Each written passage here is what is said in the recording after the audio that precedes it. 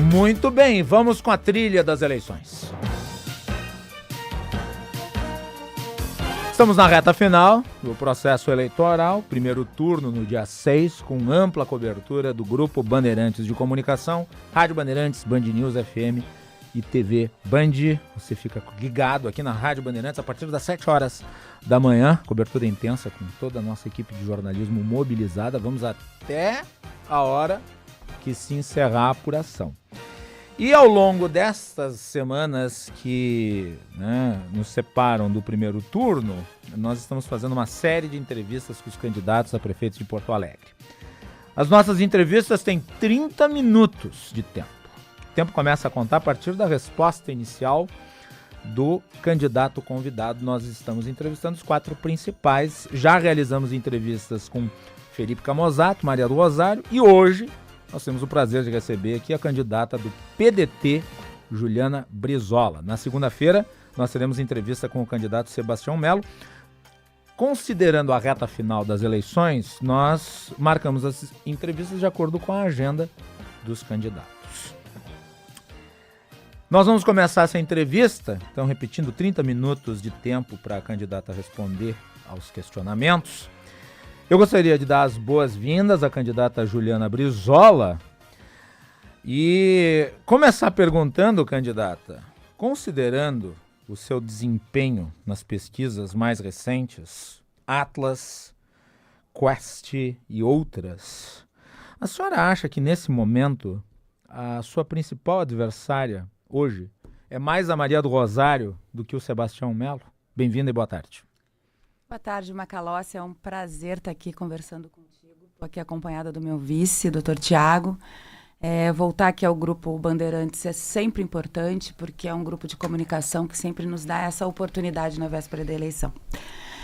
Pois então, Macalossi, estou bastante feliz com o resultado das pesquisas. Significa que a nossa mensagem está sendo compreendida pela população.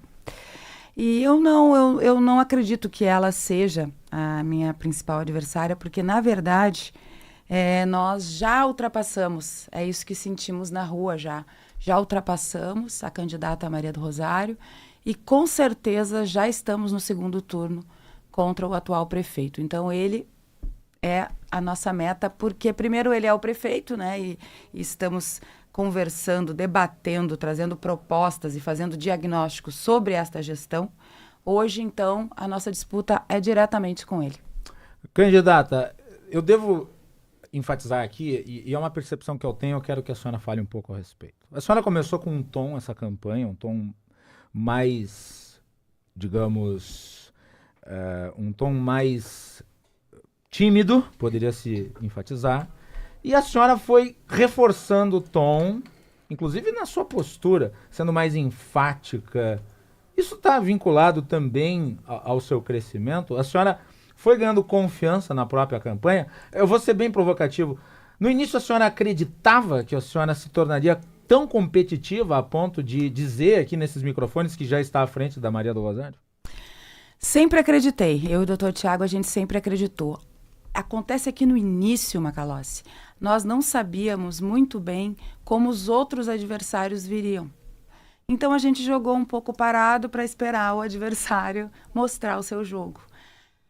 Quando a gente percebeu que tanto um quanto o outro continuariam naquela conversa de extremos, né, querendo governar apenas para uma parcela de Porto Alegre, nós compreendemos que aquilo que a gente já tinha traçado, que era justamente ser uma opção para sair dessa polarização e enfrentar os problemas de Porto Alegre, nós só vimos que nós fomos acertando. E aí começamos a entrar no jogo, um pouco mais forte, com uma postura, vamos dizer, um pouco mais agressiva, sempre respeitosa, mas também nos colocando. E isso foi nos enchendo de positividade, entende? A gente foi vendo que foi acertando, indo para a rua, que estava aumentando a adesão das pessoas. A gente anda muito na rua, eu e o Dr. Tiago, a gente sabe que esse é um diferencial da nossa chapa, porque nós dois andamos de cabeça erguida, os outros dois adversários têm alguns problemas para andar na rua, né? Então, a rua, sabe, Macalossi, para quem está nos ouvindo e sabe disso, nos diz muito. né? O olho no olho, mesmo num momento de tanta tecnologia, ainda tem um valor muito forte numa campanha eleitoral. E isso eu e o Dr. Tiago, a gente pode ver nas ruas todos os dias quando a gente sai. Então, vamos dizer que no início a gente jogou assim, parado, para ver como eles viriam. A gente viu que eles viriam daquela forma mesmo, só nos extremos, falando só para suas bolhas, não falando para todo o povo de Porto Alegre. A gente pensou, acertamos o tom, a gente quer governar para todos em Porto Alegre. Candidata, eu observei a sua campanha, li o seu plano de governo. Vamos ao plano de governo, que eu acho que é importante a gente tratar de proposta. Na sua propaganda eleitoral, a senhora disse que 180 mil pessoas estão na fila do SUS em Porto Alegre. A senhora também tem criticado aqueles que, abre aspas, dizem que é impossível resolver as filas da saúde em Porto Alegre. Fecha aspas. Como é que a senhora fará isso e qual é o prazo? Deixa eu te dizer, são 180 mil, né, que englobam até pessoas de fora de Porto Alegre, mas de Porto Alegre, só de Porto Alegre, são 130 mil nessa fila. Eu tenho certeza, Macalossi, que alguém que está nos escutando está nessa fila, ou se não é a própria pessoa, é um parente, é um pai, uma mãe, uma avó, uma tia, e isso é uma calamidade. Por quê? O meu vice é o Dr. Tiago, é médico, conhece a cidade, conhece os problemas da cidade, sabe como vai resolvê-los. A gente sabe que essa fila está matando a nossa gente, né? Problemas que eram crônicos estão sendo levados à morte, aquelas doenças mais leves estão virando crônicas. E assim, a atual gestão desmente isso, diz que não é verdade. Diz que uma cirurgia de joelho leva no máximo 1 ano e pouco, e que já é um tempo razoável para alguém ficar com problema de joelho, né? Mas a verdade é que nós tivemos acessos a muitos e muitos e muitos e muitos prontuários, aonde uma pessoa, para fazer essa operação do joelho e voltar a caminhar, a trabalhar, a ter dignidade, 9 anos, Macalossi. A dona Wanda Maria, ela pediu uma consulta em 2022 e teve a cirurgia marcada para 2033. Isso é desumano. Nós vamos encarar isso com muita coragem. Vamos zerar essa fila em 6 meses. E sempre dizem, isso é impossível. Não, não é impossível, o doutor Tiago já me disse. E eu tenho certeza porque eu acompanhei também na época do Fogaça. E qual é o caminho para zerar? O caminho é esse, a gente fazer um grande mutirão, que em 6 meses a gente zera. Sim, com a ajuda dos hospitais, nós tivemos reunidos com o Sindiospa, que terão que ser nossos parceiros, para que a gente possa efetivamente fazer isso. Agora, temos dinheiro, porque temos um projeto aprovado na Assembleia Legislativa, de minha autoria, e depois quem deu seguimento foi o Dr. Tiago, que é o Pró-Hospitais, que vai trazer 1 bilhão para a saúde. A gente vai estar reunido segunda-feira com a Santa Casa. A gente vai envolver todos os setores da saúde. Agora, uma coisa eu te digo, Macalossi, é falta de gestão. Porque deixar chegar essa fila onde chegou é porque está faltando atenção básica na saúde. Então, nós também precisamos, além de zerar essa fila, que vamos fazer em 6 meses, é um compromisso número 1 da nossa chapa, nós também vamos trabalhar para que essa fila não volte a acontecer. Como? Vamos qualificar os nossos postos de saúde, vamos levar os especialistas para dentro de postos de saúde. E temos um projeto que é um projeto audacioso, moderno e que vai resolver muito dessa fila também e poupar, Macalossi, a jornada do paciente, que é algo muito duro e muito triste, né? A pessoa doente passando de lugar para lugar, para lugar, para lugar e ninguém resolve. Mas é a telemedicina que é de médico para médico. Eu chego... Para as pessoas que estão nos ouvindo entender, Macalossi, eu chego no posto de saúde com uma dor no peito, o clínico geral vai me atender, eu vou dizer os meus sintomas, ele vai ligar para um cardiologista e vai fazer ali, olha, o sintoma é esse, o cardiologista já vai dizer, você medica assim, você me encaminha ele, você já manda ele fazer esse exame, diminuindo. É uma questão de gestão, sabe? A gente vê outras capitais que conseguiram, e por que Porto Alegre não pode? A senhora mencionou a entidade representativa dos hospitais. Falou que eles terão de ser parceiros para a construção dessa solução. Qual é o diagnóstico da senhora? Por que hoje eles já não fazem isso? Falta gestão, é aquilo que eu te disse, né? Nós temos bons técnicos, inclusive em várias secretarias. Falta gestão do governo, Falta gestão da prefeitura, diálogo, sentar na mesa e escutar quem conhece. Nós não podemos colocar para gerenciar a saúde alguém que não conhece a saúde, na educação alguém que não é da educação. Sabe, vamos chamar quem estudou, quem conhece a área. Nós estamos falando de pastas importantíssimas. Saúde e educação. Não pode botar uma pessoa que não conhece nada da comunidade escolar, nada, sabe, sobre pedagogia, numa secretaria de educação. Nós estamos conversando com a candidata do PDT, Juliana Brizola, Prefeitura de Porto Alegre. A senhora se referiu ao programa Pró-Hospitais, foi aprovado, sancionado. Mas essa lei, ela depende também da aprovação do Conselho Nacional de Política Fazendária, CONFAS, que é composto por secretários da Fazenda e Finanças, tributação dos estados e do Distrito Federal. Se eu não me engano, a reunião agora é em outubro. Para decidir, precisa ter 100% de aprovação. E se não for aprovado? Nós estamos trabalhando para isso. Na verdade, o doutor Tiago, que deu continuidade a isso, como eu disse, porque eu acabei saindo da Assembleia, mas o doutor Tiago, inclusive, já reuniu com eles e isso está sendo muito bem recebido, inclusive, porque se entende que é uma forma justa de ajudar a saúde, né? Porque é tirar ali do ICMS. É aquela lei que tem para a cultura, né? É igual para a saúde. A senhora acredita... Na aprovação. Na aprovação. Acredito. A senhora já falou com o governador a respeito? Com o empenho do governador. Vai ter a participação dele. Né? Exatamente, com o empenho do governador. O governador é o primeiro que quer resolver, porque é a capital, né, do estado. No seu programa de governo, a senhora prometeu expandir também o horário de atendimento dos postos de saúde até às 22 horas. Né? Isso é importante falar. Abre aspas, garantir a expansão contínua da ampliação da carga horária, fecha aspas. Deixa eu lhe fazer uma pergunta sobre isso. Porque garantir a ampliação do horário de atendimento é também impor ali um custo de pagamento aos funcionários, médicos, enfermeiros, técnicos de enfermagem, todo mundo que atende. Isso está dentro do orçamento que a senhora imagina trabalhar? Qual que é o impacto sobre o custeio, essa ação, mais do que sobre o investimento? Exatamente. Na verdade, assim, como a gente vai voltar para aquela palavra-chave que é a gestão.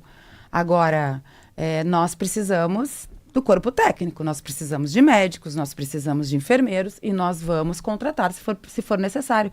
Hoje a prefeitura trabalha com aquele modelo de terceirização que nós não somos contra, nós somos a favor. A gente só entende que esses contratos precisam ser melhor fiscalizados. Temos que aumentar o número de médicos? Sim, nós vamos querer levar especialistas para o posto de saúde. Nós temos uma proposta, né, que é contratar a hora médica daquele recém-formado especialista, aquela hora que sobra dele, a prefeitura compra essa hora, né, e vende para o SUS.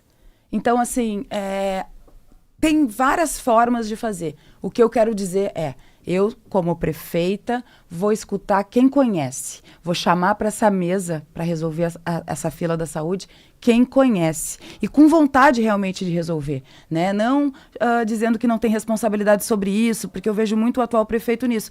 Não, a culpa é dos outros prefeitos, não, a culpa é do governo federal, a culpa é do governo estadual. Não. No nosso governo, meu e do doutor Tiago, a gente vai bater no peito e vai dizer a responsabilidade é nossa. Eu garanto para vocês que estão nos escutando, nós vamos transformar a saúde de Porto Alegre numa saúde referência, porque nós temos como. Aqui, Porto Alegre é referência já pelo polo de saúde que tem. É mal gestado. Então, a senhora assume o compromisso público, não é a primeira vez que a senhora fala disso, mas a senhora assume o compromisso público de qualquer problema na área... A culpa é da Juliana. A culpa é da Juliana. É isso. Na área da saúde, da educação, da mobilidade, toda. A senhora tem falado sobre isso muito, as responsabilidades, e a senhora tem batido no prefeito Sebastião Melo sobre a terceirização de responsabilidades, no caso. Mas ele não erra, não estou aqui fazendo papel de advogado de ninguém, mas ele não me parece errar quando ele fala que existem responsabilidades compartilhadas. Por exemplo, no sistema de saúde, depende de uma série de fatores. Por exemplo, tabela do SUS é definida pela União. E eu lhe pergunto sobre o governo do Estado. E por que eu lhe pergunto do governo do Estado? Porque a senhora recebeu o apoio do governador Eduardo Leite. Uma das iniciativas mais polêmicas do governo Eduardo Leite foi o programa Assistir. Os prefeitos da região metropolitana, todos, é um uníssono quase, né? Os prefeitos da região metropolitana apontam que o programa tirou recursos dos municípios aqui da região, distribuiu eles, nem vou entrar no mérito, mas distribuiu eles e deixou os hospitais com sérios problemas financeiros. Como é que a senhora vê esse programa e qual que é a sua posição a respeito? E como é que vai lhe afetar, considerando que o programa continua? Na verdade, esse projeto Assistir, ele é em cima da produtividade de cada hospital. Então, não é verdade que se retirou um dinheiro aonde estava se precisando. A produtividade daquele hospital ali foi averiguado de que não precisava ter aquele dinheiro, entende? Então, assim, se gestionou, de novo, a gestão, se gestionou para hospitais que precisavam mais. A saúde, Macalossi, ela é um gargalo grande. Por isso que é muito importante trabalhar a prevenção. Né? Porque a saúde é um saco sem fundo de dinheiro, cada vez precisa mais e mais e mais, quando se chega lá na frente já tem a doença estabelecida. Essa é uma outra área que o Dr. Tiago defende muito, ele é um médico de comunidade, a gente trabalhar antes também, né? A prevenção, para que a pessoa não precise chegar lá. Por isso que não dá certo a telemedicina de médico para paciente, porque tu perde muito de algo tão importante que muitas vezes, dependendo da comunidade, a vulnerabilidade, é uma conversa. E a pessoa acaba no posto de saúde, acaba numa emergência de hospital. Então, o que eu quero dizer com isso esse programa Assistir, ele é um bom programa. As críticas, na verdade, acabam sendo disputas políticas. Tem muito de disputa política nisso. A saúde tem muito de disputa política e é isso que nós queremos tirar. Nós queremos tirar a política de dentro da saúde, assim como da educação. Outra questão envolvendo política, e eu gostaria de abordar esse assunto com a senhora. A senhora me corrija se eu estiver equivocado. Eu não vou usar talvez as palavras exatas, mas a senhora me corrija. No recente card, recente propaganda eleitoral da senhora, a senhora disse que vai ter diálogo, mas tem de cobrar um governo que não tem palavras, se referindo ao governo federal. Como é que é a avaliação que a senhora faz da cooperação com o governo federal? Foram essas as palavras? Não sei, mas enfim, o que eu posso dizer do governo federal que foi duro. O governo federal tá deixando o Rio Grande do Sul na mão, tá demorando, e é o ente que tem mais dinheiro. Na verdade, é quase que um apelo para o governo federal. Não abandonem os gaúchos nesse momento, não abandonem Porto Alegre. Porto Alegre está precisando demais do governo federal, porque é a União aonde se tem mais recursos.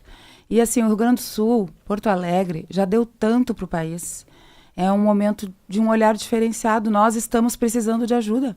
Mas eu terei diálogo, já tenho diálogo com o governo federal, na verdade, mas não é um diálogo de submissão, é isso que eu quis dizer. É um diálogo onde a gente senta na mesa para dialogar, mas cobra aquilo que é de direito do nosso povo. Porque hoje, uma chapa não senta com o governo federal. A outra que senta, você vê, aprovou um projeto, né, de isenção de imposto na linha branca, articulou dentro da Câmara Federal, na hora que chegou para o presidente aprovar, do mesmo partido, levou um veto. Isso não é uma pessoa articulada. Se não consegue isso, vai conseguir trazer o quê para cá? Por quê? Porque não tem independência para cobrar. No nosso caso, nós temos. Nós temos independência para cobrar, sempre com muito diálogo. Essa é a verdade, porque eu entendo que essa é a fórmula mais eficiente de trazer recursos para Porto Alegre. Mas isso não conflita com essa sua posição de assumir a responsabilidade integral? A senhora não está se colocando no alvo, desconsiderando que, sim, a inabilidade talvez federal de mandar recursos venha atrapalhar uma futura gestão da senhora? Não, eu não me coloco, porque na verdade eu abro a mesa para a gente dialogar. Para explicar, por exemplo, as condições de Porto Alegre para tentar trazer um recurso. Estamos precisando por isso.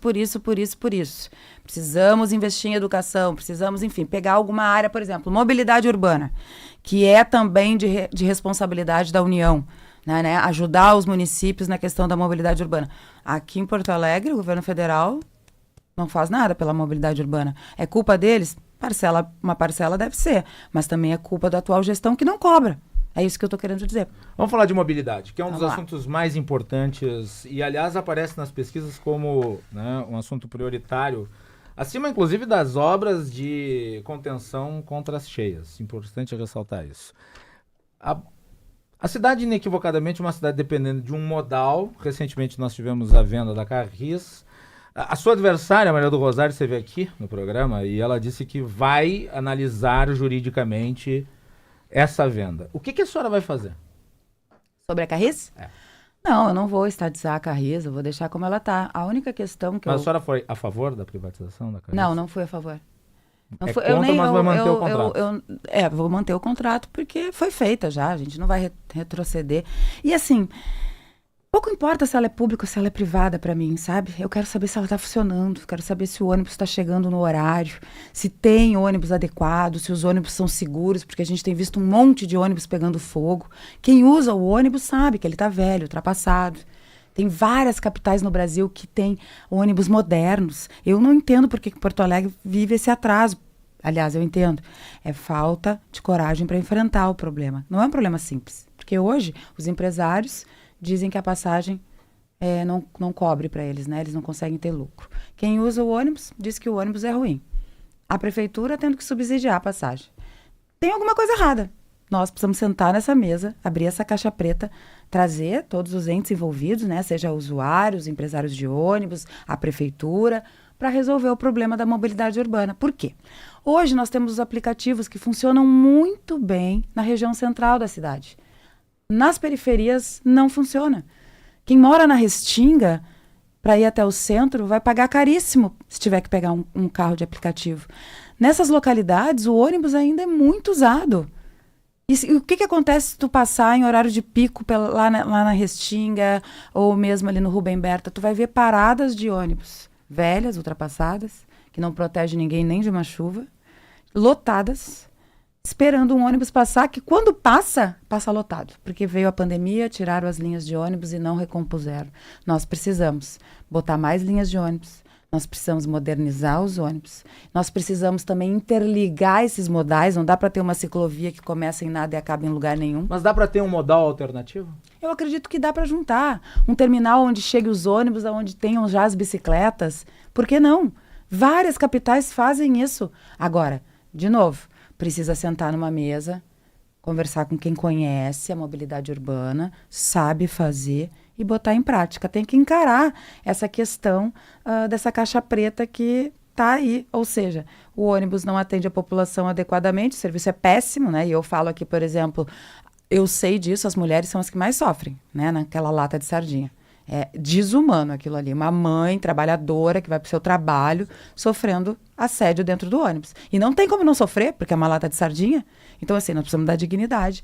Hoje as mulheres são a maioria, né? Chefes de família, a maioria pagadoras de impostos. O mínimo que tem que voltar para elas é a qualidade. A senhora falou aqui que tem que sentar junto com quem conhece a área para desenhar. A senhora tem alguma ideia pré-concebida em relação... Daí não em relação a bicicletas, porque nós temos que considerar também a geografia da cidade. Sim. Uma parte é plana, mas nem toda. Não. O que nós poderíamos utilizar em termos de transporte de massa como alternativo a ônibus? Tem alguma ideia a respeito? A gente gostaria muito de pensar nisso, né? Numa evolução, na verdade. E isso é algo que a gente vai ter que pensar depois de sentar para abrir essa caixa preta e ver exatamente como está a situação. A partir daí... Agora, temos várias alternativas que existem em outros lugares e que deram certo, que a gente pode ir lá copiar. Né? Ônibus elétricos, BRTs. Agora, aumentar os corredores exclusivos de ônibus também faz parte agora da nossa proposta, porque para aumentar a frota tem que ter mais corredor exclusivo de ônibus para não dar problema no trânsito, né?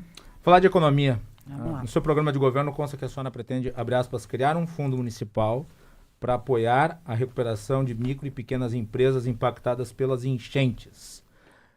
O fundo necessita de uma composição orçamentária. A senhora já tem ideia de onde virá essa fonte de recursos? Como vai se compor tal fundo?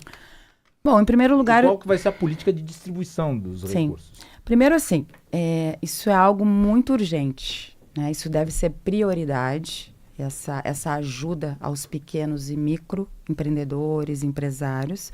Por quê? Porque nós tivemos mais de 45 mil CNPJs, né, empresas atingidas.